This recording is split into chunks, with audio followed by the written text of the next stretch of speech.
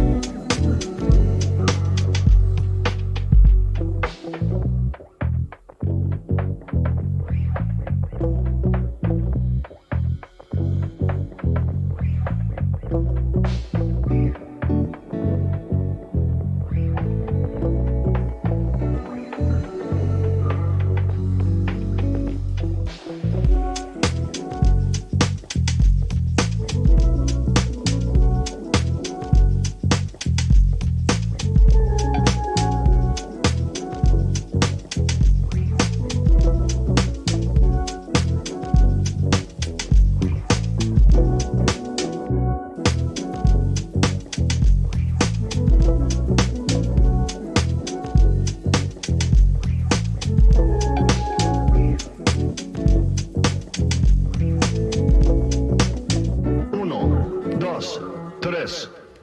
¡Vamos!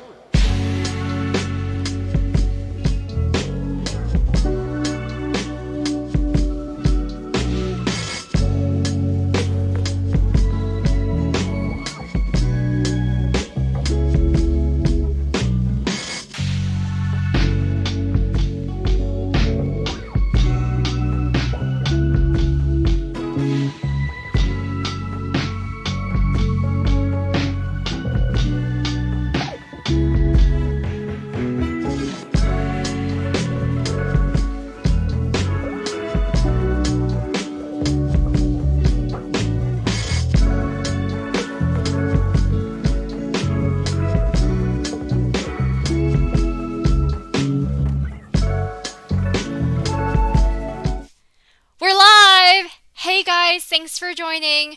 We're gonna just talk about life for 5 minutes, and then we're gonna go to the meat of today's session. But I'm gonna start off with a fun question, Dom. What is a food that you're craving right now? Guys, if you're active, also answer Ooh, the question. It is a dinner food that I'm time. I know. a food that I'm craving right now. I would say it's not even right now. There's no limit to the day when I'm craving this food. It's always in arm's reach, and Oh my that gosh. is hot Cheetos. It is hot Cheetos. I cannot live without it. It's funny. In mid 2019, I got my gallbladder removed, and my doctor was like, "Look, man, I know you're an athlete, but you can't eat like you used to anymore. You got to cut out the greasy foods. You got to cut out the spicy stuff." I was like, "Ah, man, I don't know about that. Hot Oh Cheetos are a big part of my life." And he was like, "I mean, do you care about your health? Do you care about your body?" And I swear, I looked him right in his face and I said, "Look, I'm here for a good time, not a long time." And so, no. There you go! hot Cheetos, they're my guilty pleasure. Oh, and you have two kinds, lime or original. Which one do you Ooh, prefer? I wasn't a big fan of the limes when they first came out, and then it kind of grew on me. And so, yeah, I'm gonna have to go with lime. I'm gonna have to go with lime. Oh, folks really like tacos and chocolate. Um, I Okay, like those two. Tacos are kind of like I like sandwiches. So it's like, come on, there's so many different right, types of tacos. of I course. love chocolate though. Uh, dark chocolate specifically with ice cream. Okay. Ooh, I'm very lactose intolerant, so when it comes to chocolate, I got to be very, very mindful. Hot Cheetos, look, I can risk it for the biscuit, but chocolate, I don't know if I can. Just Ah, depends. When did you start eating hot Cheetos? I always like asking that. Ah, I'll be honest. One of my earliest memories, I remember being in the bathroom, and I won't give too much details. And I was just like, "Oh my gosh, mom, I think there's blood." And she was like, "No, you just ate a whole bag of hot Cheetos." And I think I might have been like 4 at the time, but I don't remember a time in my life when hot Cheetos weren't prevalent. I'll be honest. Oh. Oh, I remember back in middle school, I would have hot Cheetos inside my bag, and I just like. Hmm. But the thing is, it gives it away. Your fingers give it away. So then I started using Yeah. chopsticks in my bag. So I wouldn't have those Okay. like red hot Cheeto fingers. Makes sense. Makes sense. Most of the time, I just grab the bag and just crunch it and just shovel it down, just mouthful, and I'm just, Oh no. yeah, So, popcorn, you're probably the type of person. yeah. I You. don't grab. I kind of scoop. You Oh. just kind of cup your pinky in there, scoop it, and just, yeah. I'm one of those people. I don't take small handfuls. I'm just hand to mouth until I get full. It's something I need to work on. Oh Something my that I gosh, need my to work husband's on. just the same. So when we share something, it's always 80% his, and then like I'm nibbling off of it, and somehow it's gone. I'm a very slow eater. Yeah, same. I'm a very slow eater as well, but I don't care.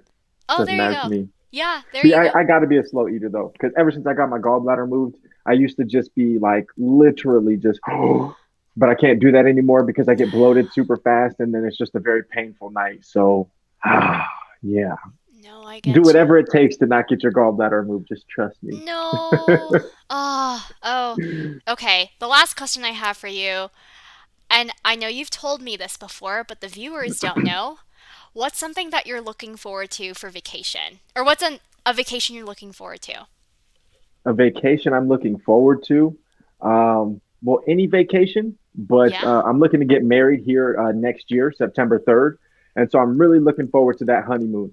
Right now, it's up in the air between Maldives. I think that's how you say it, not Maldives, Maldives. It's either there, Bali, or Bora Bora. I had a couple friends that I went to school with at San Jose State that were from those regions and those areas. And they're like, man, you got to go. It's super cheap. And on top of that, just being able to experience, kind of that non like I don't want to say American, but like North American, Yeah. Central American lifestyle, because those are really the only places that I've been outside of the country. So really being able to like kind of immerse and maybe even backpack, I'm super excited about that. Ooh, adventurous, adventurous.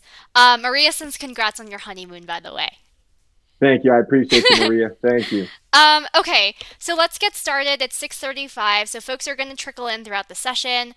By the way, I know the session is not typical. We usually host sessions at 4, so kudos to you guys for coming in at like in your evening, and folks who are tuning in from the East Coast. It's 9:30 over there, so we are really Hmm. appreciative of you guys coming to join the live session. All right, let's get started. So I like starting off all our sessions with disclaimers. For those who have been here before, you can either ignore me, or for those who have been here once before, or sorry, first time here, 3 disclaimers. First one, advice is endorsed by the individual and not by the company. So today, what we're going to get a look at is Dom's perspective on resume screening and everything around job hunt, careers, soul searching. Everything is his perspective, not representative of Amazon. Second, it is a safe space for learning. So guys, I know you guys are really cool, but no, please don't shout or have any personal attacks in the chat or offline related to Dom, me, or Disclosed, or in general. The third one, it's not a disclaimer. It's more of a clarification as to why Dom has been chosen for a live interview session with Disclosed. It's because he has experience rejecting candidates. So he's made the decision that no, this is not someone I want on my team or around candidacy. So over through the interview, he's been pivotal to making that decision. Now, with that in mind, I'm going to ask Dom to introduce himself because he can do it way better than I can. So, off to you, Dom. Perfect. Thank you. Thank you. First, just want to give a huge shout out to Michelle and and everybody else that organized this event. I know as soon as she told me about it, I was super excited. I said, look, I know I get off work a little bit later, but I want to make it happen. So once again, a huge shout out to everybody else, that's joining from the East Coast and everywhere else in between. Like she said, my name is Dominic Antonacci. I'm the business operations manager for Amazon's Key for Business, and I have been so since September of 2020. Ooh, pretty new then. So you joined during COVID. I did. I started in Amazon literally the day before New Year's Eve. So I had my new hire orientation up in Seattle on New Year's Eve. So that was pretty cool. I started at Amazon, like I said, December 30th of 2019, where I was a quality analyst and I helped launch the ERC, which is the Employee Resource Center, the Las Vegas hub.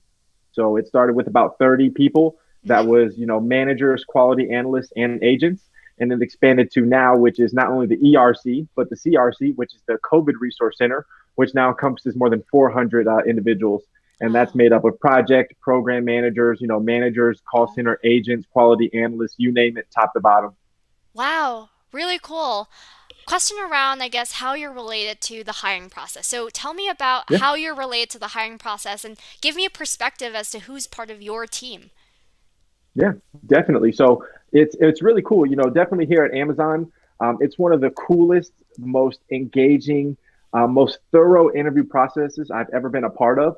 And so it was kind of different. It was twofold. When I was a quality analyst, I wasn't the hiring manager, so I was interviewing to have call center agents and other temp agents to kind of take calls and be part of like a small assistance team. Mhm. And so that was very different because there it was more so looking at what can they offer us temporarily, right? And so that was kind of my motive when hiring there. But now, as a business operations manager, I'm actually hiring for full-time direct reports, somebody to help me launch, my business and my organization to the next level. And so it was very different in both approaches. I really, really enjoy kind of being the hiring manager because I see it from top to bottom. I see how many people are, well, maybe not how many people are applying, but I see how many internal applicants and how many referrals. And I'll tell you, it's a lot. It's a lot. I don't see the number of external applicants. That's only privy, or excuse me, made privy to our recruiting team. And I know that's a lot as well.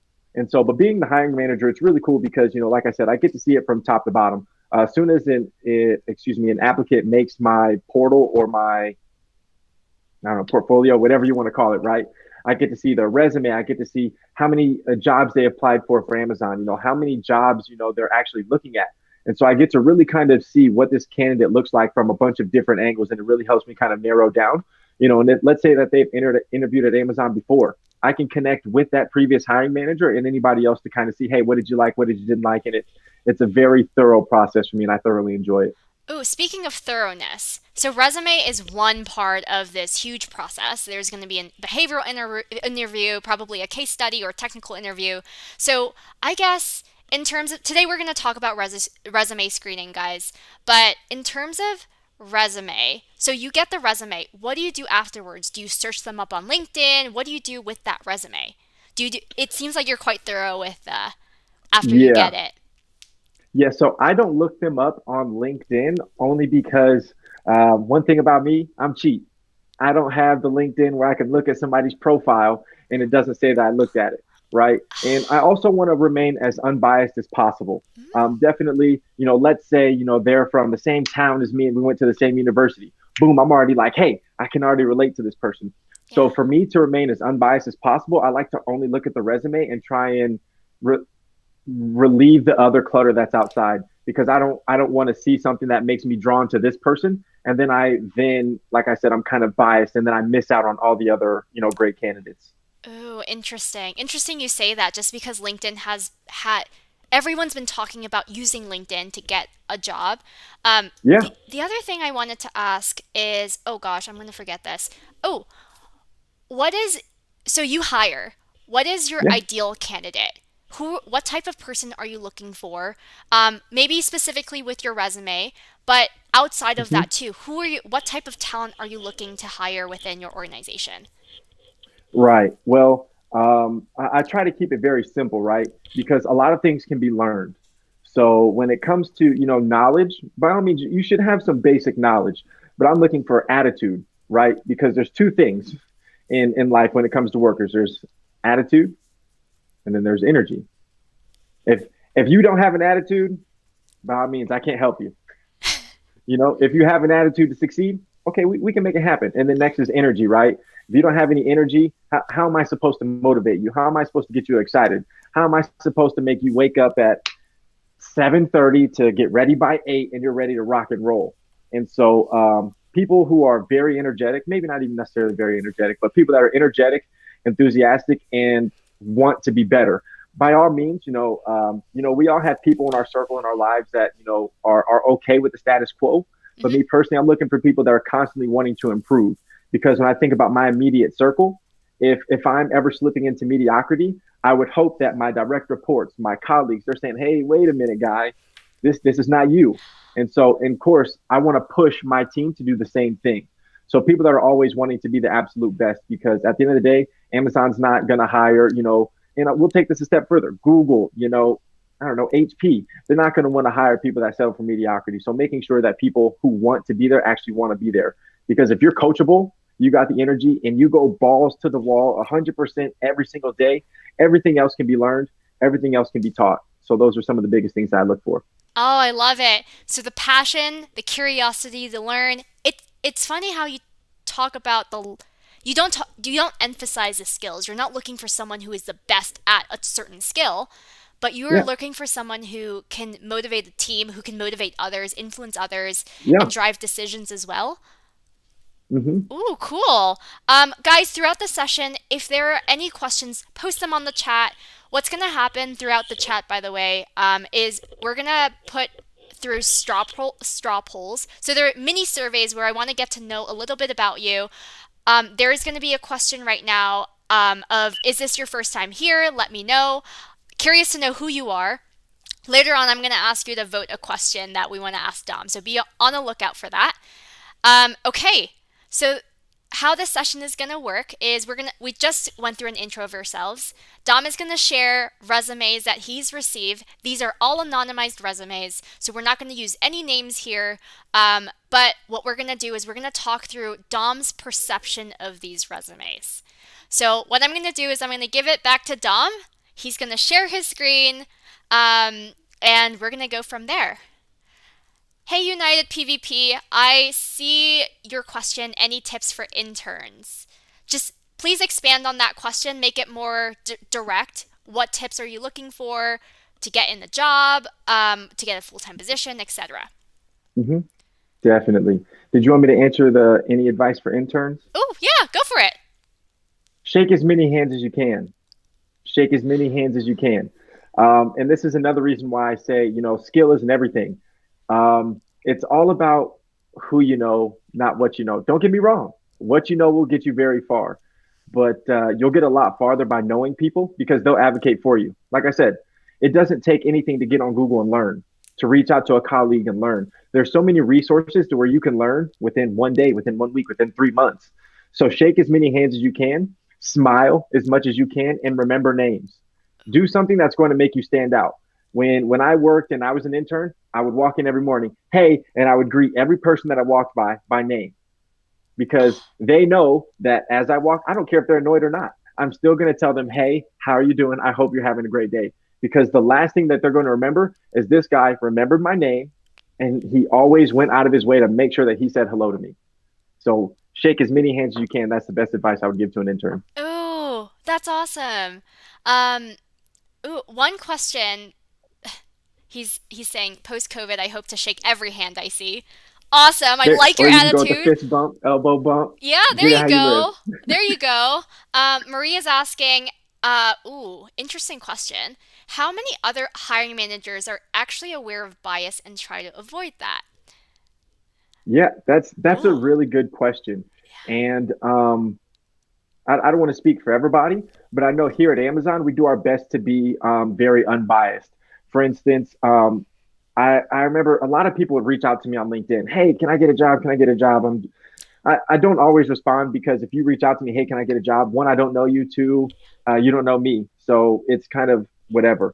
And so this one person, they were like, look, I've been trying to get into Amazon for the longest time. And they just kind of broke it down to me. And so I reached out to one of my colleagues who was the hiring manager. I was like, hey, this person, they've reached out to me on LinkedIn.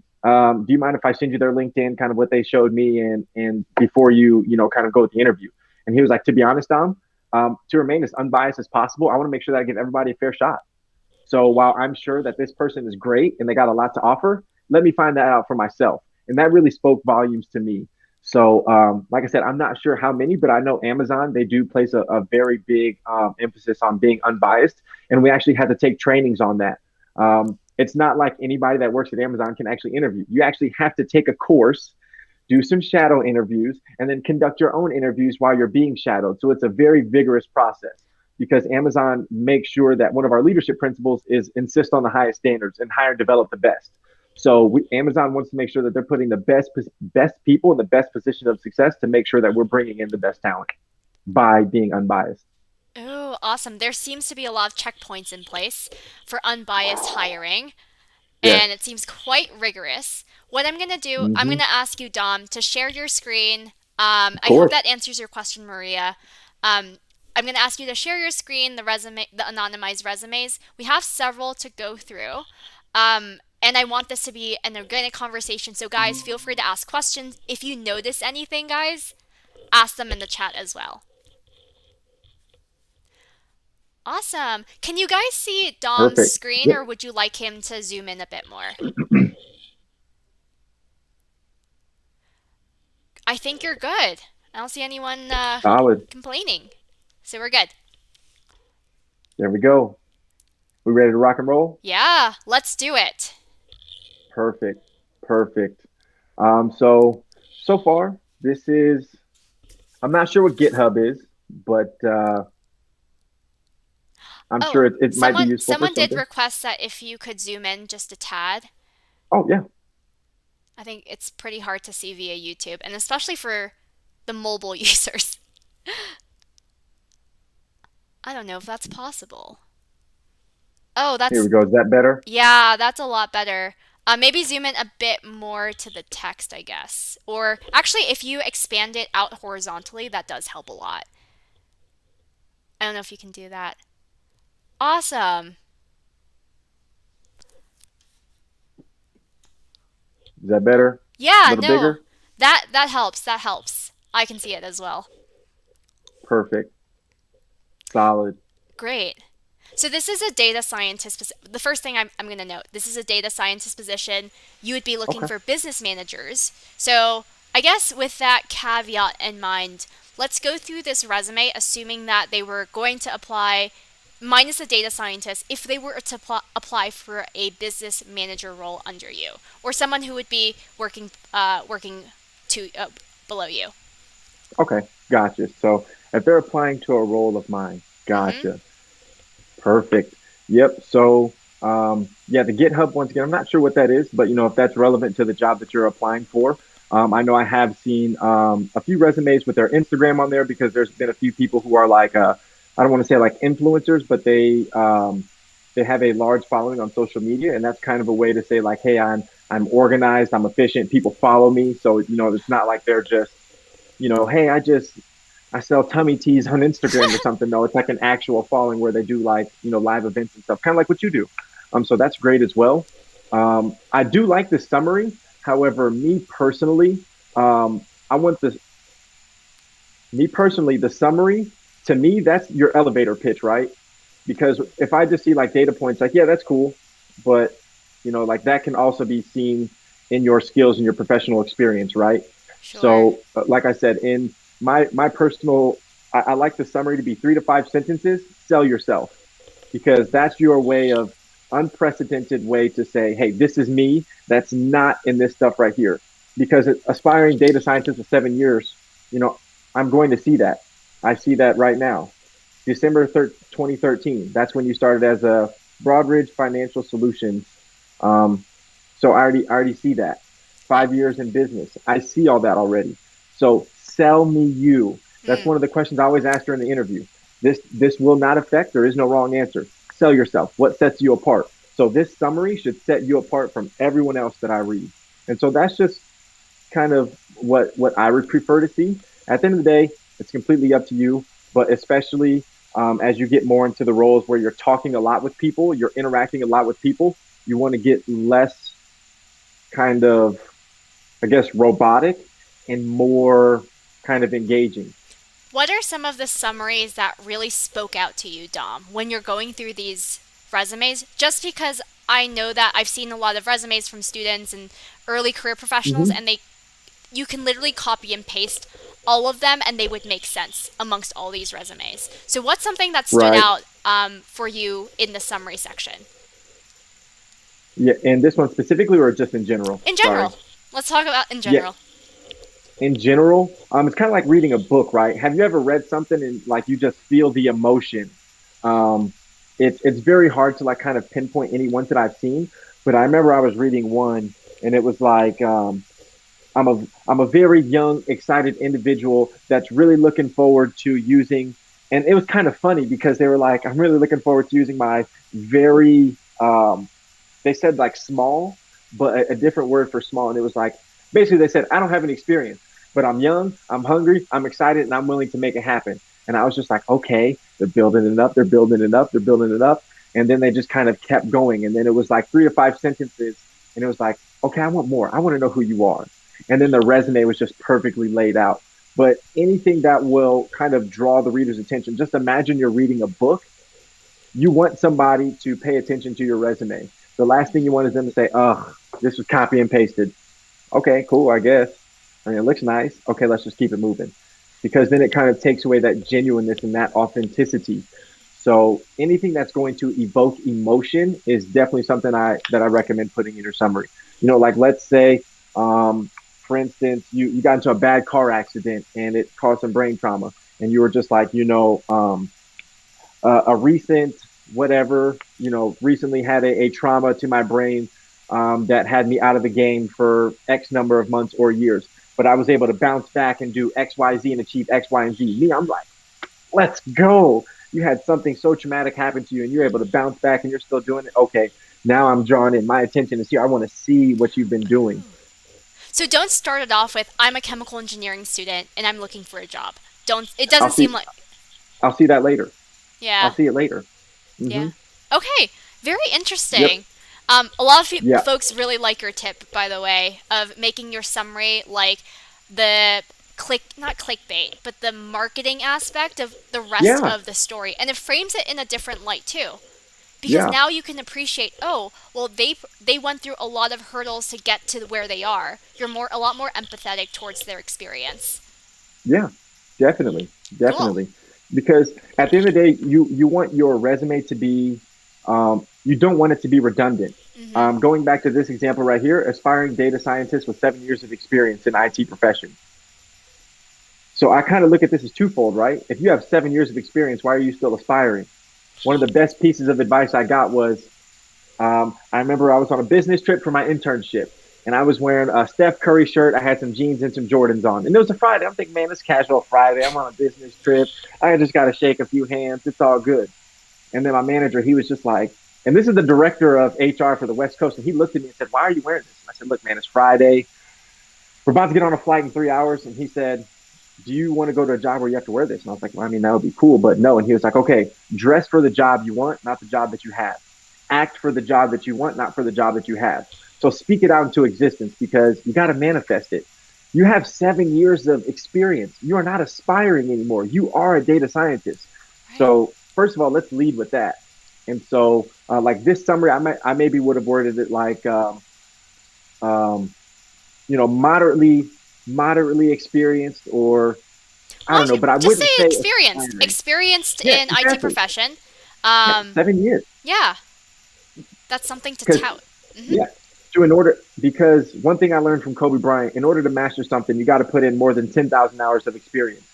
I'm pretty sure that this person put in more than 10,000 hours of experience or 10,000 hours of work. Yeah. So show that because when you're aspiring, that can mean a lot of things. I don't. You're still not there yet. You're still trying to figure it out. It can mean a lot of things. So try to remember to speak to what you want and what you're going to be, not what you currently are, because you'll miss out on a lot of opportunities. Once again, you're not. I don't know who this person is. You are not an aspiring data scientist. You are a data scientist, and Awesome. make sure that you clearly highlight that because you'll give somebody the opportunity to say, oh, they're aspiring. Is this really for them? Hmm. Now, if Absolutely. you're trying to get into, program management, then you could say aspiring, program manager with 7 years of data science experience. Okay, that makes sense. But no, you're a data scientist. Call it how you see it. Cool. Love it. I Hmm. know that we're at the 6:57 mark, the Pacific Perfect. time.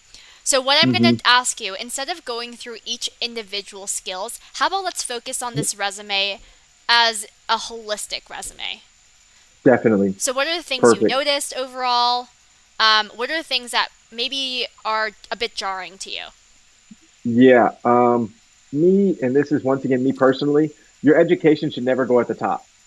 Um, Now, if you have like a doctorate and you got all the glitz and glam, hey, by all means, then I'd put it at the top. But I mean, Why is that? Why do you think that? Is it because you would rather hire someone who has the experience or potential versus just something like education? Is that why, or yeah, tell me um, the reasoning. at the end of the day, don't get me wrong, and no discredit to anybody. I have a degree in finance, and it's no shot to anybody with a degree, but it's a piece of paper, right? A degree from San Jose State is no different than a degree from Harvard. Then is no different from Missouri State College. Hmm. It's all the same. It's just that we place different emphasis. Oh, it's Harvard. Okay, cool. It's Harvard. I've seen people have applied for roles that I've had that went to Harvard. Cool. Wow. But like I said, unless it's you have a doctorate and you have multiple degrees. I mean, yeah, master's is cool, but let your experience speak for yourself. Your master's will only get you so far. Cool. Hmm. Awesome. Yep. So me personally, like I said, I would rather have the education at the bottom, just because Hmm. to me personally, it's not as important unless you have all the bells and whistles. Right. Um, Skills, once again, that's also something I think that should be at the bottom because I want to see it in your experience. Yep. Your experience, me, how I would do it is I would put summary, professional experience, skills, education, and then anything else.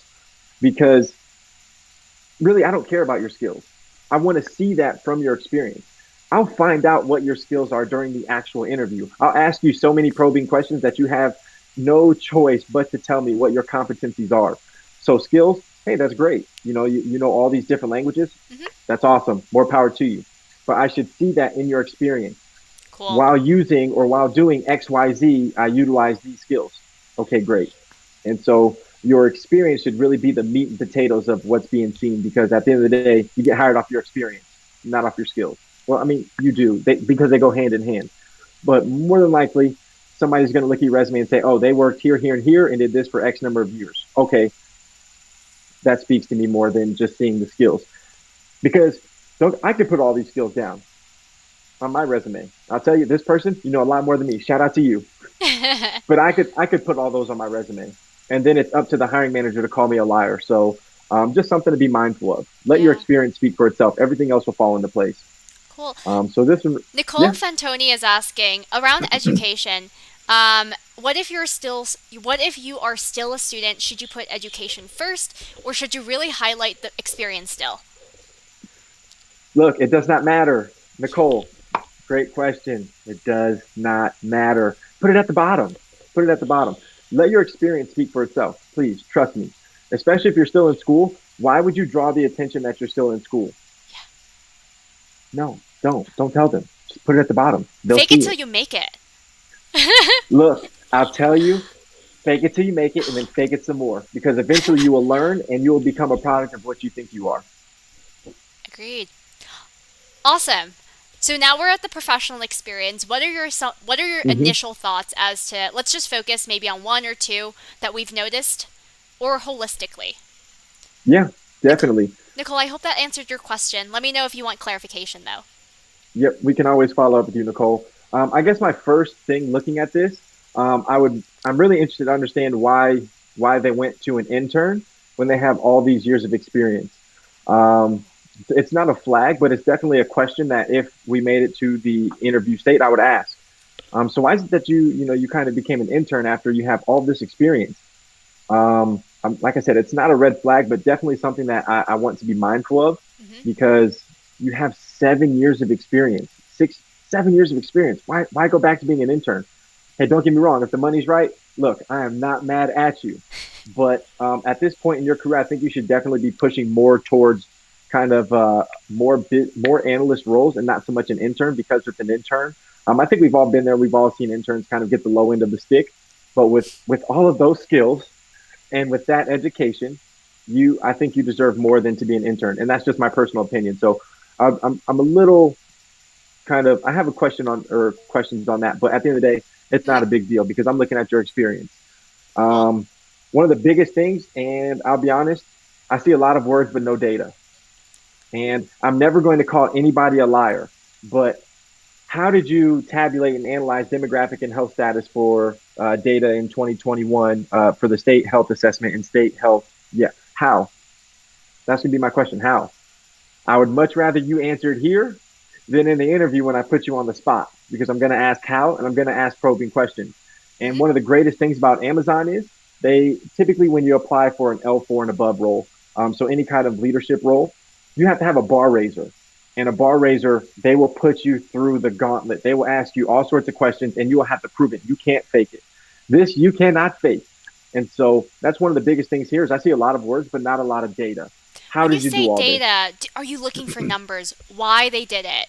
So, what were the Yeah, business decisions that drew them to tabulate and analyze this demographic? Is that what you're? yeah, Oh, okay. definitely. Or if you're familiar with the STAR method or the Hmm. SBI, so STAR, situation, task, action, result, it might be a little lengthy for a resume, but the SBI, Hmm. situation, behavior, impact, that's what I want to see. I want to know why you did this and what were the results. What specifically you did to achieve X result. Because anybody can put, you worked on an analytics team for generating reports to visualize product and business advancement at every stage. A janitor who just walks by and maybe collaborates with the team can put that on their resume. Who's going to call them a liar? Yeah. Because technically, they walked by a room in which they participated and engaged in conversation. But what if they didn't contribute anything? I want to know what you contributed. Did you lead those meetings? Did you lead those discussions? Because if you led those discussions, okay, now I'm looking at it as okay, I got a leader. I Yep. got somebody that's not afraid to speak and not afraid to use data to make points. And at the end of the day, I want to, we can all talk. We can all talk, right? Some of us, we can sell snow to a ski slope. Very easy. I don't want to see that in a resume. I want to see data. I want to see numbers, because when push comes to shove and you actually get hired, I don't want to be like, oh, I fell into the trap of just looking at the words. I want to say, okay, well, I looked at their data and I made the best business sense based off of the data that they gave me and the interview that they provided.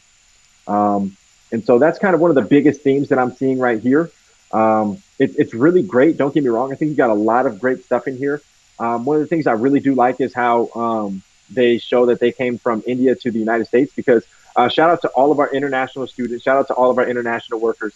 I know moving from Illinois to California, I had huge culture shock, but to move from a different country to the United States, I couldn't imagine what you're going through. So huge shout out once again to all the international students, all the international workers, and everybody that wants to come to America, And bilingual make their dreams folks come true. too, who Yes, have to and learn bilingual folks. English. Yes, because Oh, English is the hardest language to learn. It's just so just mind boggling to me that um, what y'all go through. I'll be honest, and I can go on days and days, but shout out to everybody that's learning a different language as well, because it's very hard. If you need help, let me know. If you know Spanish, look, I'll teach you, or I'll teach you English if you teach me Spanish. We can get some ooh, sort of fair trade off. ooh! I But love that. definitely, because another thing that this shows me is if you're coming from a completely different country, you know what you're doing. You're not gonna come to America and try and apply for a job that you have no business doing. I mean, don't get me wrong, some people might. We'll be able to filter that out. But it just also shows me that you're willing to go out on a limb and you're gonna take a risk. I want risk takers in my circle. I want risk takers in front of me and behind me. Because at the end of the day, we can say, hey, we tried it, we got out of our comfort zone. Nobody ever made $1 million, and nobody ever made their dreams come true by sitting in their comfort zone. So, Yeah. shout out once again to everybody that's making it happen in these different countries. But other than that, another, maybe I don't want to say a call out, but something that kind of uh, a principal business systems analyst to an intern. I would definitely be interested to understand why. Granted, that was in India. Now you're moving to a completely different country. So Okay, now that makes sense. You know Hmm. why it's an intern, but look, shoot for the stars, or what is it? You land, shoot for the moon, and you'll land in the stars. That's my take on it. Whatever it is, I think the I other don't way know. around. But yes, got you. Look, Got you. potato, potato, right? Um, but no, this resume does look really good.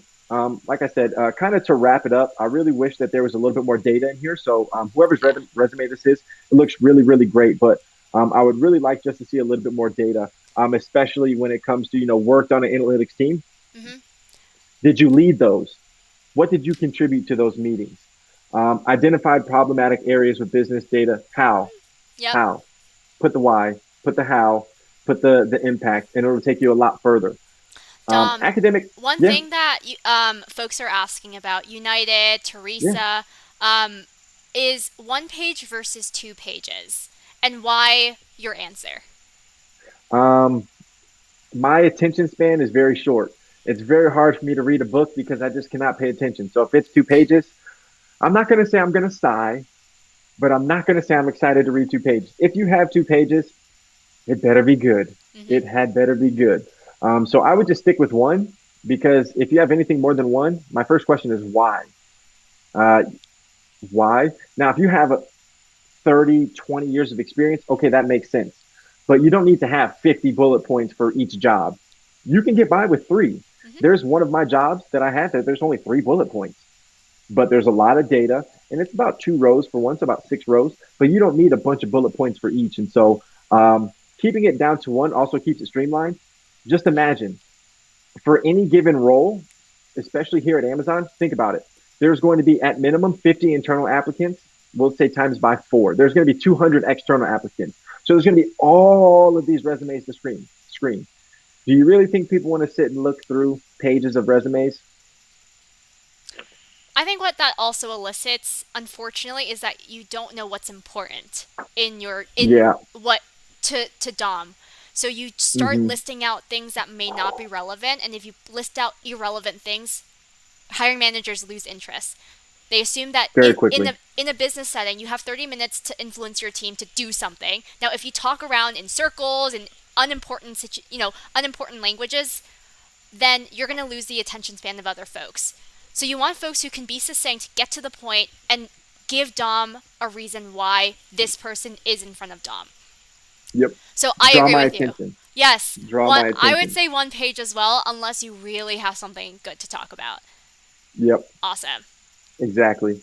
Yep. And to kind of wrap it up on here, I look, sorry, y'all, if I get to talking, especially when I'm excited. But just to kind of wrap it up, academic projects are great, but me personally, I'm not going to say I don't care, but I want to know more about what you did in work.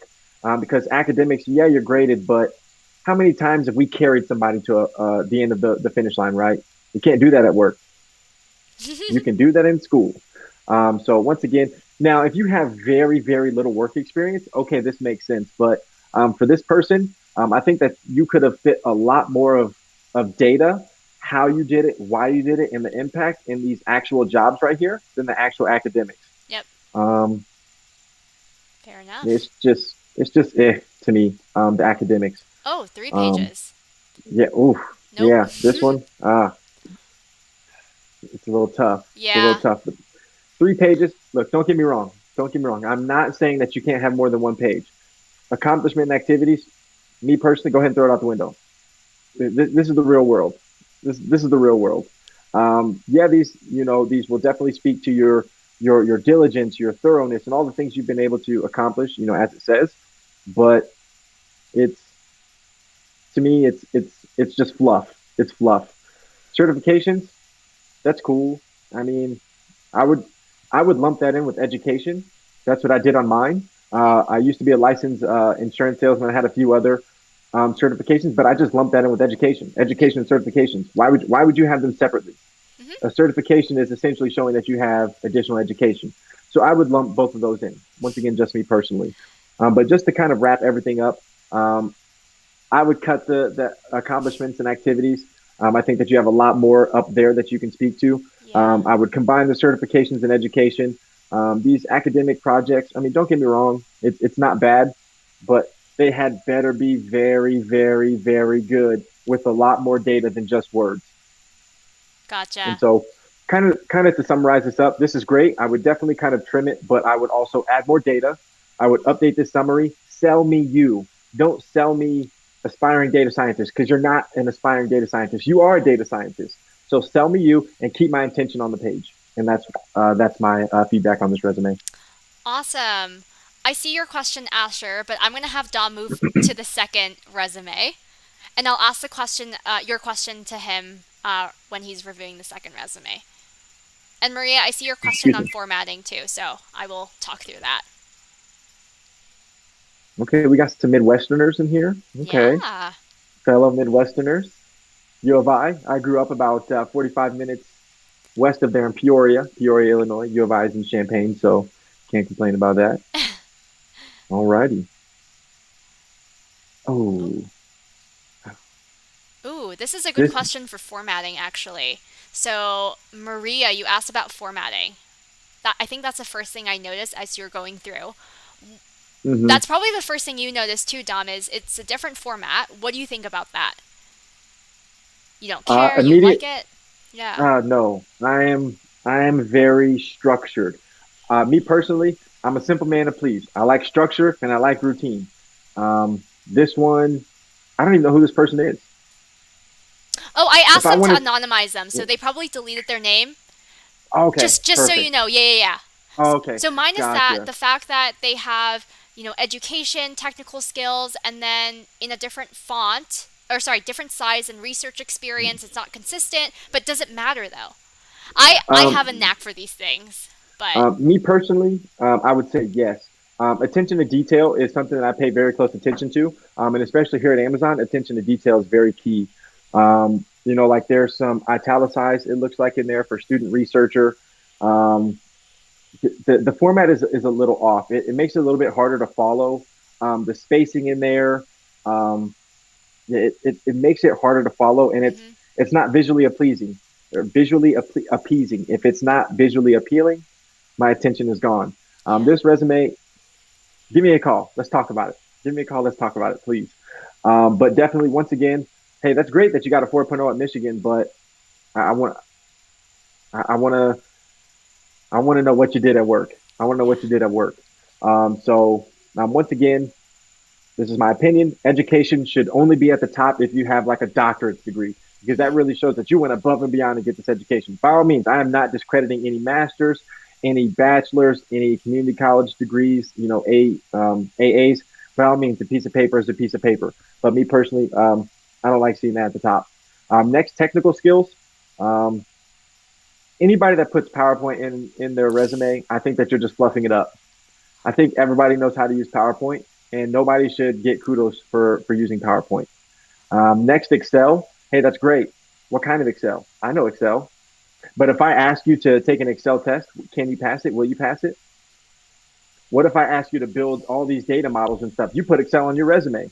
Now you got to go into an actual interview where you got to take an Excel test. So, what kind of Excel? Are you beginner? Are you intermediate? Are you advanced? Definitely something that you have to put in there. So that's something else. The PowerPoint just really kind of throws me off. Oh, And I just put feel like there's Microsoft a. Office. I feel like okay. I'm gonna tell you guys, if you're applying for sales roles, they do like seeing PowerPoint. They do ask for that. Can you Mm, work in PowerPoint? I mean, because you're a salesperson, you do have to present a lot. But for a right. business manager, it's kind of like expected. And I think there's less emphasis on PowerPoint now, by the way, because you Yeah. want to lead organic meetings, not just talk to someone. Exactly. So, but Yeah. yeah, very interesting. Hmm. You talk about that. Yeah. I mean, I'll be honest. It's 2021. I expect everybody to know how to use PowerPoint. If you don't know how to use PowerPoint, let me know. I'll send you some links on Hmm. Google, maybe YouTube. But once again, Excel, what level? Because if you don't put what level, there's quite a few people that I interviewed that said that they had Excel on their resume. Okay, great. And I was like, can you do a pivot table? I mean, I can try. So you have Excel on your resume, and then now you kind of got to backtrack and figure out. No, just put the level, or just put Microsoft Office. Yeah, If you want to put PowerPoint and OneNote on there, cool. But Excel, what level are you? gotcha. These other ones, definitely great. But once again, technical skills, I want to see that in your work experience. I want to know Hmm. how you either learned or how you utilize those technical skills. You didn't even have to put skills. I don't even think I have skills on my resume. Ooh, I No, like that. because I feel I like it's sold so myself. redundant. Yeah, Yeah, I feel like it's so yeah, redundant. it One is. one of the questions around formatting actually is Yeah, bolded, underlined, colors. I'm gonna tackle this first, and I'm gonna hand it over to you, Dom. perfect. Honestly, it doesn't matter what you use as long as it's not a color show, first of all, and you don't move away from the point. So a resume is supposed to be a story about yourself.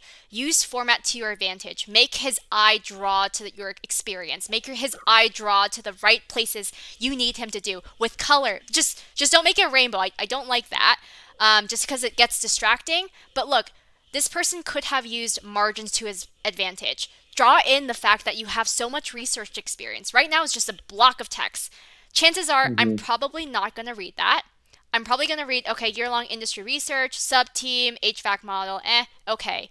But I'm not getting the things that you probably want me to get if you just give me a block of text. But go ahead, Dom. What are your thoughts on that? Magnificent. Couldn't have said it better myself. Couldn't have said it better myself.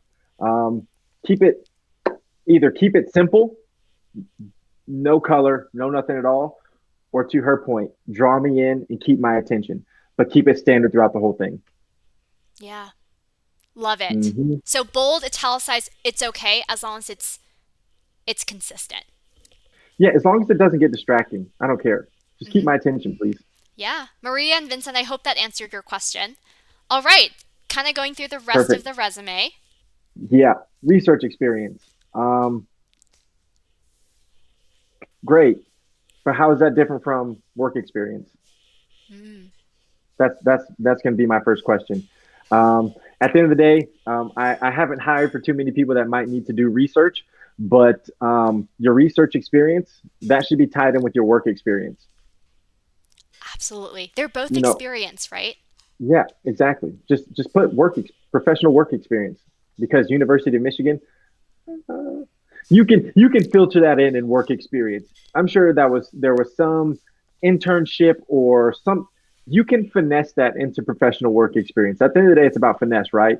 Hmm. Research experience. Once again, I think it's a little fluff, but at the end of the day, if it's a role that you need to have research experience, definitely have it highlighted. But I would not put that above your work experience Yeah. because your work experience is what sells you. Sometimes when I'm looking at resumes and I have a lot to go through, I just go right to the work experience. Oh, Do they have, do they meet the qualifications that it takes? I look at the summary and then the work experience. I don't care about everything else because just think about it. Your resume has already gone through X number of people. It would not have gotten to the hiring manager if you didn't meet all the checks and balances. So sell yourself. Keep the work experience at the top, please. If you disagree, that's fine. We can have a talk about it, but that's just my personal opinion. Your work experience should speak to your technical skills. It should hmm. speak to your education. It should speak to everything else. There's just a lot of redundancy that I'm seeing. Um, Professional work experience. I'll be honest. You mean to tell me that you worked from February 2019 to December of 2020, and this is all that you have? I'm not saying it's bad. I'm not saying it's bad, but I'm going to go out on a limb and say that you've done a lot more fantastic things for this company than just this one bullet point. Not only that, I would, anybody could put this. I would, Anybody could put this. yeah. I would question that actually. The fact that there's Yeah. only one bullet point. Yeah, I would, Yep. yeah. Especially at the top consulting firms or, the big four or whatever. Yeah. With just one, I would, big question mark for me at least. Yep. Same. And another thing, analyzed. Ugh, I'm very big on grammar, punctuation. I'm not super nitpicky, but I pay attention to the little Oh, details. you mean Um, analyzed with an S? yeah, it's a Z. That's okay. That is actually a US versus UK thing. So Okay, fair UK enough. English Okay, is S with like random stuff, but okay, yeah, makes US. sense. Oh, That was going to be my next question. Actually, is that a language thing? Ugh, the English language. I'm so over it. Okay, but no, that's good. Um, yeah. I yeah, just hmm One of the things I've noticed, and Dom, add your comments or just say no, is it feels kind of like an IC, like individual contributor. it doesn't seem like I can't tell if you've worked in the team, and if so, it seems like you did work in the sub team somewhere. I saw sub team, but it seems like you're someone who can just execute, which is great. But I think in the business manager role, you're going to have to be working with people. So talk about working with people. Make it easy for Dom to read and see if you essentially, Hmm. Dom is going to take that resume, try to interpret what this candidate is going to be in a business setting. So if he's Yeah. being thrown, if you're going to be thrown challenges throughout the way, how would Dom see you navigating through that? But sorry, Hmm. go for it. What do you think about this No. resume as a whole as you're kind of skimming through it? Yeah. So there was no summary. So Oh. I don't know who you are. I don't know what you bring to the table. And more importantly, I don't know what you want. Mm, I don't know what you want. I don't know what you need. And I don't know how I am to serve you. mm, To take it a step further, once again, the one bullet point with no data, anybody could have put this.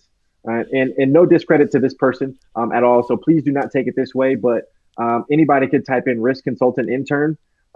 Risk consultant intern, we'll say Nike. Take a bullet point and put it right there. I, I have no idea that you actually did this. And at the end of the day, once again, I'm not going to call anybody a liar, but the one bullet point with no data, I just find it very, very hard to believe that you worked for these companies for this long. And I know that you're an amazing person, and I yeah. know that you rock their socks off. And so I just find it very hard to believe that you only have one bullet point to speak to how amazing you are and the wonderful things that you did. So your professional work experience, um, looking at the research experience and then looking at the work experience, I'm kind of confused why there's more research experience data than work experience data, Ooh. especially when it was from January 21 to present, which is six Yeah. months, and May to present, which is 2 months, Hmm. and then Interesting. January to November for what's that, 10 months? Yeah. And there's all of this. And then down here, like you literally did this for a year, more than a year. Gotcha. This is my personal opinion. So please start using more data. The more data there is, the more they're like, oh, okay. Now you're like, oh, so you really reduced DPMO by 50? I gotta know how. I Yeah. gotta know. I want to know. That draws me in. Next is leadership experience. Cool. I'll be honest. Leadership experience. That's great. Nothing to write home about. And I don't mean to be rude about it, but leadership experience is really just fluff. Hmm. It's really just fluff because What about passion all projects or um like entrepreneurial things that they did that makes them unique? What about that? okay. Okay, passion projects, you got to be very, very mindful because Ooh. if you're applying for a data analyst role and you're talking about, painting and stuff and like those kind of like stuff, like it's Non. great, don't get me wrong, but that's not relevant to what you're applying for. Your resume should be relevant to the job that you're applying for. Too many times people use the same resume for 30 different jobs. Very easy. I can spot those out. But um, Ooh. entrepreneurial, that's completely different because it takes a special type of person to be an entrepreneur, right? It takes the right amount of risk, gut, and grit. Not everybody's going to be an entrepreneur. Not everybody. Some people, by all means, more power to you. They are built to work for somebody else. Yeah. And that's fantastic. Me personally, that's not for me. And I want to preface this by saying I'm extremely grateful for every role and every job that I ever have. But I know that they're not going to take care of my family and my future generations like I can. So when it comes to entrepreneurship, that's definitely something. If I see it, okay, I'm interested. I'm Hmm. interested because they're a risk taker. Yeah. Once again, you cannot sit in your comfort zone and become an entrepreneur.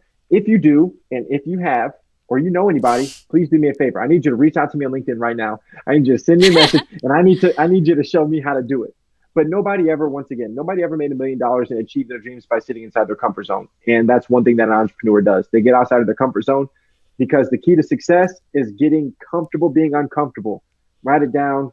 Once you become comfortable being uncomfortable, you'll learn how to manage and navigate those situations and be the absolute best.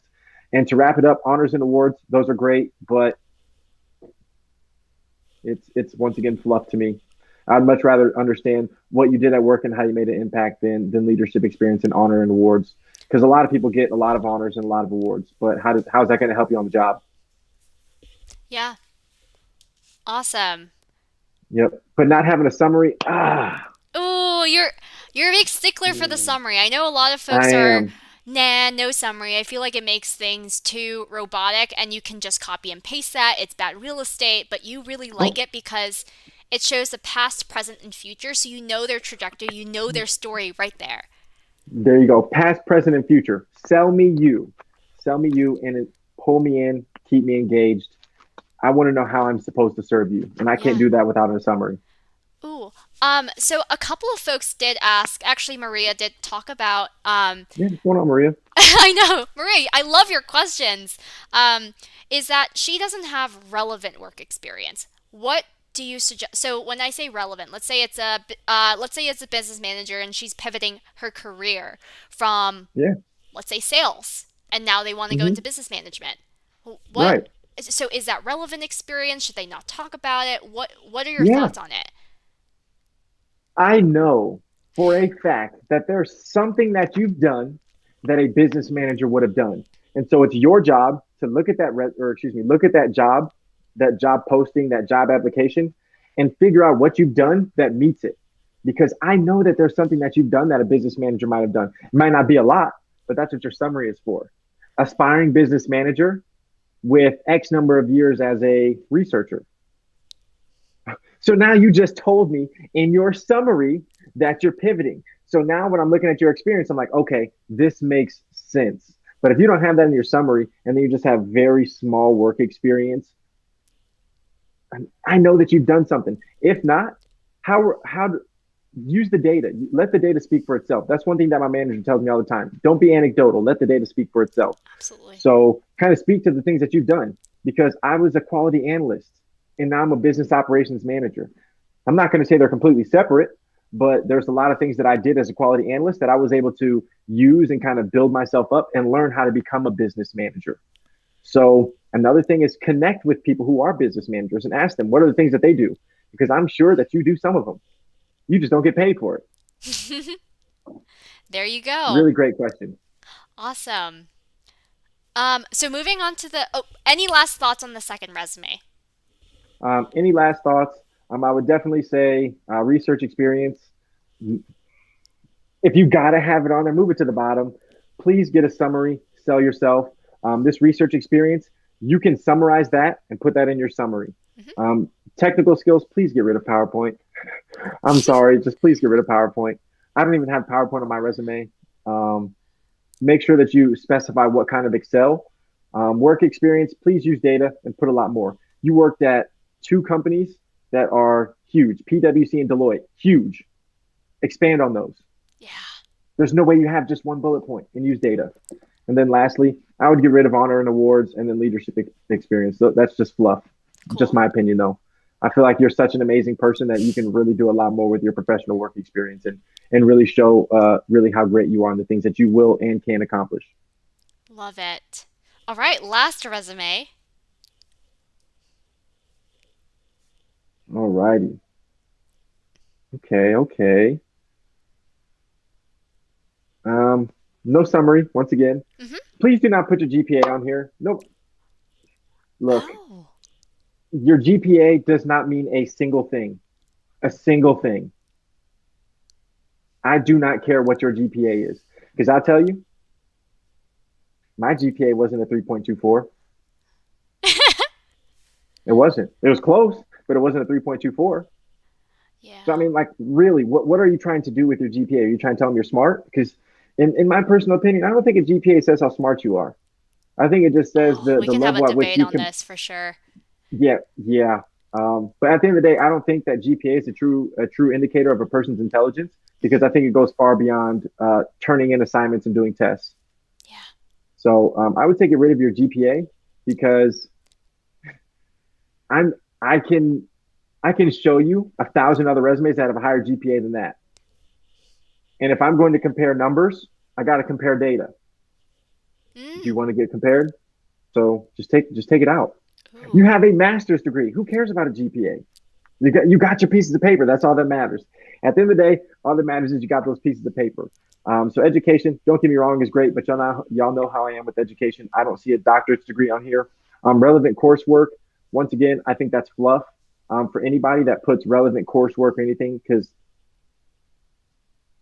once again, how's that going to help you on the job? Ooh, So what about, so I've seen there was one person that put under education, they put their biggest accomplishment in their education. Like they would have their, okay, I graduated from Rochester, Master's of Science, but this is my key accomplishment that I did when I was there instead of coursework. What are your thoughts on that? why not put that in your summary? Ooh, I like that. Your biggest accomplishment should not be in the education, because I'll tell you the first thing I'm going to do is, okay, they got their piece of paper, Hmm. cool. UX researcher. Once again, your resume, especially when it's these bigger companies, the Amazon, the Googles, the big techs, your resume is not going directly to me. It's going to a recruiting team. Then they're going to filter it and then send it to me. Do you think that your resume would get to me if you didn't have a degree? No. Maybe some roles. Don't get Hmm. me wrong. Some roles, yes, but no.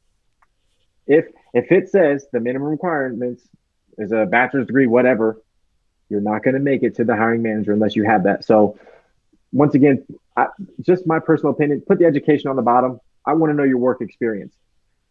Summary, if you put your biggest accomplishment, now I'm interested. Okay. I want to see it in your work. Ooh. I want to see it in your work. So that's how I would answer that. But once again, and it's not that I disagree with having relevant coursework in there. At the end of the day, I just think it's fluff because that can be shown in your work experience. For instance, programming language. I'm sure I can see it in here somewhere. Um, yeah, Java, Android, SDK, Git, data structures, right here. Hmm. It's in here twice. It's redundant. There you go. It's redundant, Michelle. And so, once again, yeah, just not having the summary. Now I'm just looking at words on a page. I don't know who you are. I don't know who you are. So I don't know what you want. And at the end of the day, I don't know how I'm supposed to serve you. And once again, this is just my own personal opinion. The spacing is a little odd, but that's only because of this shoulder right here. So that's something I can get mine or different over. But this one, it just looks very congested. And I would probably just, okay. Yeah, for this one, I would actually lower the font, and I would give some breathing room Yeah, between work experience because, yeah, breathing room. get rid of that. It'll save you so much space. Oh my gosh, I Get rid just of this. realized this is a It'll save you so much UX space. designer. I feel like they should Yeah, know this. yeah, and UX. Shout out to all my UX people Yes. out there. It's such an awesome and intriguing and engaging field. I know I have a few colleagues that I worked with at Google that were into UX, and they would always talk to me about it. And I was like, okay, I might do it, but then started working at Amazon, and I didn't want to go back to school or take any courses on it. But huge shout out to everybody in the UX field. But Yeah. yeah, definitely, being in UX, you want to make this visually appealing to the eye, right? I would get rid of relevant coursework just to free up some real estate on here. Hmm. And also I'd probably drop some space in between these because now it just looks like this line is sitting on top of this. Yeah. The next thing, so I'm just going to assume that you work two jobs Hmm. at the same exact time, October to December, October to 2019, or you worked three jobs at the same time? Two? Potentially. It might be freelance, Yeah. actually. Yeah. Okay. So, yeah. Cool. Cool. Nothing wrong with that. Hmm. But at the end of the day, yeah, there's some good data in here. Um, blah blah blah blah blah, and improve the KPI of authentic blah blah blah by 57%. How? Yeah. How? Once again, how? Conducted user studies using remote studies and ESM studies with more than 50 users. It's a lot of studies in there, but how? Why? Why was it important? What was the impact? That's one of the things that I'm definitely gonna that I'm seeing right here in the work experience. There's no behaviors. What specifically you did? You Hmm. contributed. A lot of people contribute to the healthcare website. Yeah. Well, what did you do? Were Cool. you the leader? Were you just an individual contributor? Definitely one of the things that we want to highlight. What specifically you did and what the impact was. Skills and technologies. I like how they have it right here. Love it. This is good. Like how they have it right here. And they even took it a step further. They put the skills, tools, and languages. I like this. Wish there was a little bit more breathing room, but because the resume is one page, I don't mind having skills and technologies on here because their work experience is kind of smaller. This Hmm. makes sense. Um, What is lacking? but Well, maybe one thing I wish that these resumes did have were, maybe it does have it, they just deleted it, is Yep. references to the things that they did, the products that they designed. Especially if you're a researcher or an individual contributor, you have something to show. You made something, right? So Yep. if you have it, I would love to see it. I don't know if you actually do click on links if they have it on there. Nope. You don't. Okay, so it doesn't Nope. matter. Nope. Because I I don't want anything that where I can be traced back. And it's not a negative thing, but if I click on this website and it's like, hey, Dominic Antonacci looked at your website, Oh. then it's like, oh, Dominic's looking. I mean, yeah, if you get the job, I'll take a look. But the last thing I want to do is take a look and then you don't get the job, and now it's kind of awkward. Mm, So that's me. Um, but going back to the skills and technologies, yeah, definitely get some space in here between these right here. Just words, line, words. It's a lot. Um, and on top of that, just mess with the font a little bit, make it a little bit smaller, make it a little bit more visually appealing to the eyes. But once again, I know that you used all of these in a job. How did you use them in a job? And put that up here. yep. Um, relevant projects. How are they relevant? I have no idea why these are relevant. Yeah. I mean, what makes it relevant? Once again, this is just me being a stickler, but I think that you've done a lot more in these roles than you give yourself credit for. And I would like for the relevant projects maybe not to go away, but to significantly decrease. But once again, that's just my personal opinion. Y'all know how I feel about achievements and certificates. Achievements, cool. We all have a lot of achievements. But if you want to put yourself on paper against other people with achievements, especially when it comes to the Googles and the Amazons and the Teslas of the world, you got a lot of people with a lot of achievements. Mm, So if you want to be compared to them with their achievements, by all means, go ahead. Me personally, I'm not putting my achievements on there. Certificates, same thing as education. It's a piece of formal education. Put that in right. there with those. That's just my personal opinion, just to clear up some real estate. Um, but to wrap it up, I really wish there was a summary, kind of how it's all super compact. It's kind of an eye chart and an eyesore. Yeah. So I would definitely get rid of the relevant coursework, get some spaces in here. Above educational services is that the name of the company? I think so. Um, yeah, I would assume so. Yeah, I don't like the way this is kind of positioned, only because it's so big and it's like hard to tell like what it is. Okay, UX researcher Rochester. Um, if you get rid of some of this, you can probably have those a little bit more streamlined. So this way it's like one underneath the other, and then you can just have the years over to the side. So this way it's like a little bit more clear, kind of like right here, Hmm. right? Me personally, I like this better because this is a lot clearer and visually appealing than this right here. But once again, to summarize it, skills and technologies. Technologies, cool. A lot of people have technologies, but I want to see this in the work experience. All of this stuff, I want to see in the work experience. I want you to use data. I want you to tell me why you did it, how you did it, and the impact that it caused. And so, achievements and certificates. Let's just include that with um, the education. Let's drop the achievements, and let's get rid of the GPA. Unless, because at the end of the day, you have to think you are being compared to hundreds of other applicants. The more data you put, the more you're going to be compared, and I'll leave it at that. I'm excited. I'll keep talking, so I'll kind of wrap it up on that. Awesome. All right, the last exercise that we have, Maria and Nicole, I see your question there. I'm going to ask Dom right after we rank each resume. So, how we like doing it is when I say rank, it's yay, nay. So, if you were to receive it, would you do an action to it? So, would you refer it to someone? Would you interview them? Would you do action, or would you kind of toss it? If you Oh, don't feel comfortable, let's, no, no, no. yeah. Is this for a role that I'm actively hiring Yes, for? it Oh, is. okay, It is. okay. The thing is, if it's not related to you, if you're impressed by it still and you want to refer it to someone else, that hmm works too. But it's really up to you. How do you want to play it?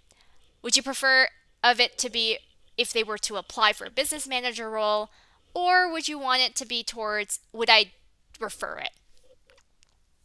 Um, Or we can, we'll go to a business management role because when it comes to referrals, I'm very very strict yeah. because who you refer is a reflection of you. Hmm. And so I'd rather not do that. Let's just do your organization then. If they were to apply Perfect. for a business manager role. Yep. All righty. So this one right here, if you were going to apply for a business manager role, um, Be I would harsh. say uh, I would say no, only Okay. because you started working in 2019. Don't get me wrong. Some people start working in 2019, but they have a lot more experience. There's definitely data in here, and I could Hmm. see you being good, but I don't feel that right now in this time and space that you're ready for it. So this person I would probably not hire for a business manager role, only because the experience and the data doesn't speak to that you're ready or that you are prepared for it, to say the least. 2 years of experience, I would like to see a little bit more, but Cool. at the end of the day, that's my personal preference. This one right here, business manager role, no, you are not ready for it, and I'm sorry to have to say it like that, but you are not ready. There's no way you've worked at this place for almost 2 years. Yeah, February 2019. So yeah, you almost worked at this place for 2 years, and you only have one. No, absolutely Hmm. not. This person right here, you got a lot, Yeah. but I feel like it's a lot of fluff. So um, let You me don't have to accept and anyone. You can say yay or yeah, nay because what you're trying to do is you're trying to bring in top talent into your organization. yeah, So if they don't meet definitely. that criteria, yay or nay. Hmm. This person, I like what they got going on. There's a lot of stuff in here. Don't get me wrong. There's a lot of stuff. This one, uh, set. I would I would push you through for an interview. I'd push you through for an interview. Would I hire you? I don't know, but I would definitely be very interested in your experience, especially because of this right here. You had the 7 years of experience here, and then you went to be an intern. I understand it was from India to Illinois. Shout out to my people back in the 309. But I would definitely set you up with an interview, and I would have a lot of or a few of my peers also interview you. So this way we can really determine whether or not. But based off of what I'm seeing right here, yeah, I'd be comfortable moving forward with this person. Okay. Shout out to TP. Awesome. Cool. I agree with you. I think out of the three, I would probably move the first one through. I think there's a bit of cleaning up with this resume, though. I Yep. honestly, if we weren't doing it through this forum, I don't know if I would have read it. I don't like 3-page resumes. I actually just if I see it, I actually throw it out, guys. Like I don't even read it because I don't want that commitment. Hmm. 2 pages, I guess I will skim through the first page and the last part. 1 page, I will absolutely take a read at. So Hmm. yeah, but what will happen after this is the folks that are that have been successfully moved forward will be guaranteed a one-on-one with Dom. But Dom has been very gracious and he said, "Look, all of them can have a one-on-one with me." So Come on with it. doesn't matter if you pass or fail, you're going to have a one-on-one with Dom. Disclose will coordinate that. The other thing is, I don't know if guys you saw the pinned post up there, is if you post your favorite quote from today's session and we like it, well, I guess even if we don't like it, we're going to randomly choose one person to meet with both me and Dom for a one-on-one session. So you're going to meet with Dom separately from me. And we can talk about mentorship, we can talk about resume review, we can talk about anything you guys want. So that's the logistics behind it. I don't know, guys, if you saw a straw poll asking you to vote a question that you want Dom to answer. I know there's been so many questions thrown at you this whole session, and I haven't Come on even with it. asked. Okay, um, guys, I'm gonna give you 1 minute to vote in the straw poll. But oh, you're fine, you're I fine. had to turn on the light. While folks are voting, Maria and Nicole, they have one question that they mentioned. At what point would educational projects be okay to include? Would you want to see it, or would you prefer work experience? And I think you touched upon it. Yeah. If you are a fresh grad, right, and you have fresh out of college and you have very little work experience, then I would expect to see it. But if you have at least 1 to 2 years, I want you to sell me on those 1 or 2 years. Hmm. Because during those 1 or 2 years, especially right after graduation, I expect you to have been a sponge. and to soak up as much knowledge, experience, and shake as many hands as you can. So the only reason I would want to see, kind of academic experiences, fresh grads, Hmm. because it shows me like, okay, although you don't have the work experience, I still want to see that work experience. Don't get me wrong, Yeah. but then it's okay for me to see it because you're super fresh.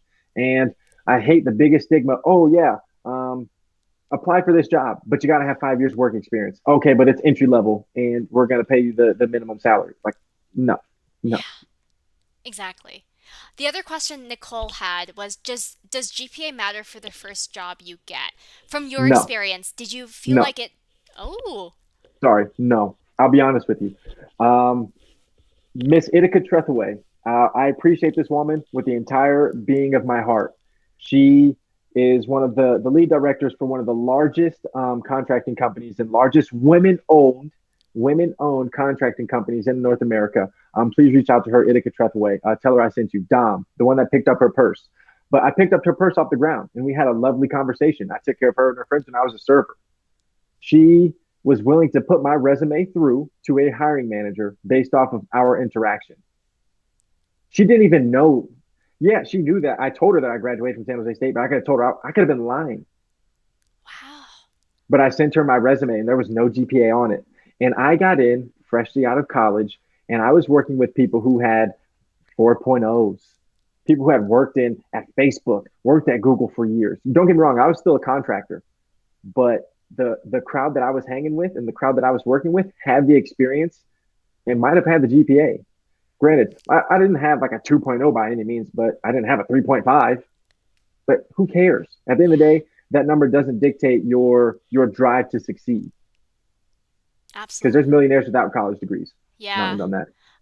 To put a not a disclaimer but a note on that, some companies do have minimum GPAs and that's a Well, guideline. That's not I've seen a lot of situations where they are below the minimum GPA and we still push them through because they're just mhm, fantastic. We can't live without them. So right. I Okay. yeah, so I mean it kind of depends on I was hiring for Johnson and Johnson. I mean you also putting a caveat there just because we hire doesn't mean that we know everything about the hiring process. We're just going to give you a Right. snippet of what we are involved with. So hopefully that Exactly. answers your question, Nicole and Hey, Maria. may I add one more thing? Yes, go ahead. If it's not a 4.0, why would you put it on your resume? I'll tell y'all the same thing I tell my nephew. Young man, there is no reason why you should not have a 4.0. Granted, don't get me wrong, there are some instances where, maybe it's a learning thing, but if you don't have a 4.0, why would you put it on your resume? Ooh. Oh my gosh. It kind of, well, we'll talk about GPAs later. I do have a question for you because we are 20 minutes over, so shout out to you guys who are not on Pacific Thank you. time Thank you. and are staying so late or really early just for us. The last thing is tell me the top three reasons you reject candidates through the process, not just focusing on resumes, but maybe through the Hmm. behavioral interviews or the technical interviews. Yes. Oh my goodness. I love interviewing people. I love talking to people. And one thing me and Michelle, we talked about it yesterday, and we talked about it a few weeks ago. They who ask the most questions is always in control of the conversation. Please remember that, write it down. Shout out to George Morales, a very good friend of mine. He taught me that.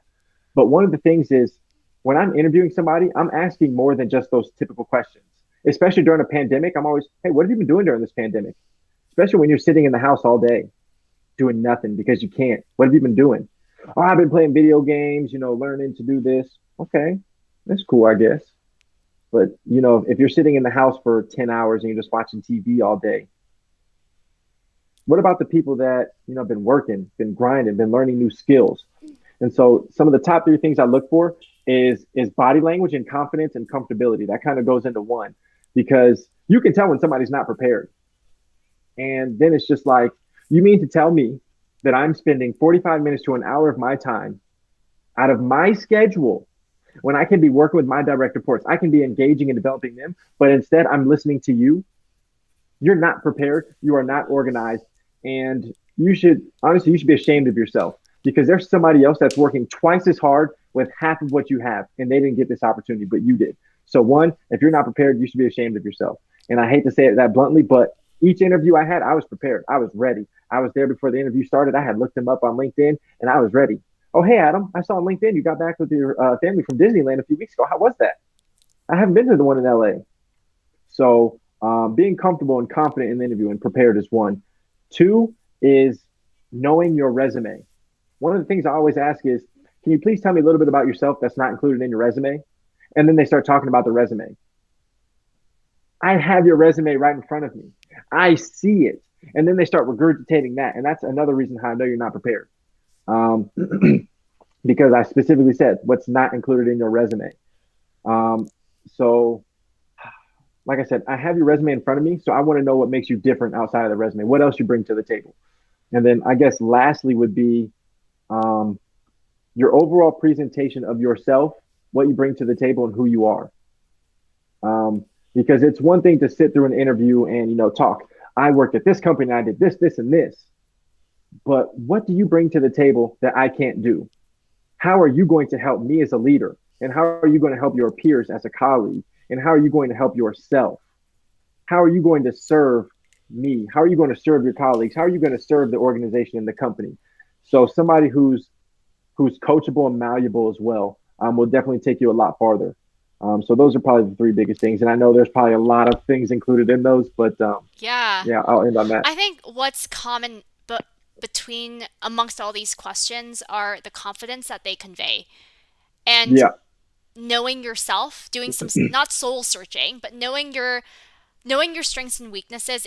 In that, I know everyone loves talking about strengths and weaknesses, but literally you need to know yourself, what you're good at, what you're not good at, what you're trying to improve yourself on. The thing I actually wanted to clarify, and I've actually used this in interviews before. They've hmm. asked me, why should I hire you? Why do Oh, I hate, okay, I hate that question. I don't know about you guys, but I hate that question because, look, I don't know what makes me unique. So, actually, no, no, no, but like, just because I don't see the rest of the candidates, that's why I don't right, know what right, makes me unique. But then right. I remember one of the interviews, and I was about to just like, I thought I failed it. I flopped, when I was talking about my experience, I was just literally like tripping over myself. When he Hmm. asked me that, why should I hire you? I asked him, well, tell me about the challenges your team. Tell me about what you're struggling with your team. And he was just Let's blown away and go. he was like, um, okay, well, this is what's happening in our team. And what I noticed through that question was they weren't hiring the position that they said they were. It's crazy because it's Yeah, actually, so this guy said, I'm actually hiring for someone who can meet this specific gap. When the whole position was just this like copy and paste with a business yeah. analyst. But they wanted someone in that skill. Let's So go. then I said, look, well, let me answer your question. I'll tell you why you should hire me. This is your gap. This is why you're suffering in your team, and this is how I can add value. But you have to be able to ask that, guys. Build confidence, Yeah. ask that question because sometimes you just don't have the right information to answer it. But what do you think about that, Dom? I wholeheartedly love that. Please, if there's anything you take away from this, let that be it. Let that be it. Ask them, well, what are you looking for? Because one of the biggest things, and I watched this, I forgot who it was. I think it might have been Jordan Belfort. I was watching an interview with him, and he was like, why do we say sell me this pin? He said, you find out what they need, and then you sell them why. But a lot of the times people are like, oh, well, I work extremely hard and I'm super diligent. I'm super thorough. Okay, me too. Hmm. Me too. Thank you. But then there's sometimes people, me personally, when I was asked this question, I said, you give me 10 people and it's me versus them, money's on the line, a job is on the line. I'll do twice what they do with half the resources. Because at the end of the day, nobody will outwork me. I grew up an athlete. I'm an avid athlete. I play sports, and I take that competitive edge with me. Me versus them, I will always win. I will never let anybody beat me. I will work. I will work, and don't get me wrong. By all means, I like my money. I'm not going to tell them to work off the clock, but I'm going to do what needs to be done to make sure that nobody will ever outwork me, whether that be physically, mentally, spiritually, or whatever. So the first thing I'm going to ask is, well, what do you need? What are you looking for? And then I'm going to figure out what they need. I'm going to tell them, first of all, why they need me. And then I'm going to end with, and nobody's going to outwork me. And you, even you, on your best day, I promise you, you will not outwork me. Because at the end of the day, a lot of people they come in, they'll work their 9 to 5, and then they leave, and then there's nothing wrong with that. But then there's people that take it so seriously. Because when I wake up every morning, I remember living in a house that had 2 bedrooms, and I had to sleep in the basement with my brother, and it was super scary, and just not having half of what I have now. I had my own house, I had my own car. I didn't have that growing up. So one of the things I always remember is somebody, and I said it earlier, somebody's working 5 times as hard as me with 1/10 of what I have. And they will take any opportunity to take what I have. So I'm Mhm. always working. I'm always working. I And love that's it. that drive will take you so much farther than, oh, I work hard. I'm smart and I did this. Cool. Cool. There's a lot of people that do all of that. For sure. Oh, I wish we can continue this forever, but for folks who need to go to bed, I understand you. I hear you. You don't want to miss out. What's one last thing you want to leave the viewers? Or folks who I are would looking for a new job or pivoting in their careers? looking for a new job. I can talk, Michelle. You know I can Oh, I talk. know. I will One say thing. One thing. one thing, believe in you like I believe in you. Believe in you because if you don't believe in you, nobody else will. So no matter what it is, it can be one thing, it can be 100 things, but find what you're good at and fall in love with it. Fall in love with yourself in the process. And when you love yourself, when you love to do a certain thing, everything else will fall into place. People worried about, oh, I'm not good at Excel, oh, I'm not good at talking. Well, fall in love with playing with Excel. Fall in love with talking. Fall in love with becoming better. One of the things that Kobe Bryant said, and man, it's REP Kobe Bryant, but he said, I don't trust my teammates because I come in early and I stay late and they show up 5 minutes before practice and they leave right after practice. Why would I throw them the ball? Hmm. And it's that same thing. Your life is nothing to play with. So work so hard to the point where if you can lay your head down at the end of the day and said, I gave 100% my absolute best and I believe in me, I'm going to make it happen. Nobody will ever say anything to you that will shake your tree or deter you from achieving your dreams. If it takes every day when you wake up in the morning to say, look, Tom, you got this. You are wholesome. You are complete. You are awesome. I still do that to this day. I give myself self talks, but believe in yourself like nobody else does. Because I promise you, a little bit of hope, I got it tattooed on my wrist. Hope and faith will take you anywhere in the world. It will take you to heights you never thought that you achieved, but you got to believe in yourself. And I that's what I love would that. say. I love that. A lot of folks, wow, that's amazing. Thank you. Oh my gosh, everyone's been saying this has been real advice, not just about resumes, but about soul searching as well, career Yeah, building. Guys, that's awesome. Remember to post your favorite quote from Dom. There's been so many things we talked about today, not just about resumes, but how we can approach success outside of just this, hiring process. So thank you, Dom, for joining us today. And of what we'll course. do is we're going to set up those one-on-one sessions with you. Perfect. All Great. righty. Shout out to everybody in attendance. Shout out to everybody on the East Coast, West Coast, Midwest. All of our international people. I also want to give once again a huge shout out to Michelle and everybody else that helped organize this event. This is so much fun. As you can tell, I'm super excited. I'll be honest. If you want to keep going for an hour, look, let's do it. But huge shout out to everybody that put together such an amazing event. Everybody in the audience, I had a great time. I hope you all had a great time. And with that being said, peace and blessings, y'all. Thanks, Dom. Appreciate it. All righty, y'all. Catch you later. Thanks. So, guys, I see some questions from you guys. I'm going to address it really quickly because I told Dom it's only going to be an hour. We talked for an hour and a half. Hopefully that was a lot of value for you guys. But Maria did ask that does disclose need to be tagged on the LinkedIn post to be considered for a one-on-one? Yes it does because otherwise I won't be able to see it. So tag disclosed me and Dom. We're going to be pulling that by the end of tomorrow. So make sure you don't wait on it. Um and if you want to do group, actually, I haven't thought about this, but if you want to do group sessions and maximize your chance of being pooled, if you want to link this over to any of your friends and you want to do like a group session if you get selected, do that. It doesn't have to be a one-on-one. It could be literally a group session. So I'm more than happy to accommodate that. I'll send you guys a doodle poll if you're selected, and we'll coordinate times after Dom is back from Mexico. So that's going to be around August. So please do post something on LinkedIn. I'm super excited to meet you guys. And there's been a lot of nuggets. My favorite quote, literally, was ooh, oh my gosh, there's so many. I have like a whole sheet of it. My favorite, the one who asks the most questions control the conversation. It's okay to ask questions during your interview. You don't have to wait until the end to ask questions, and I've definitely done that before. So just a little nugget for you guys. That's my favorite quote. So I'm curious to hear what you guys are thinking about. So thank you guys all again so much for joining. It is an off session, but hopefully you guys got a lot of value from it. Next week, not next week, in 2 weeks, we're going to have Diego, who's a product manager at Microsoft. So today we have a business manager.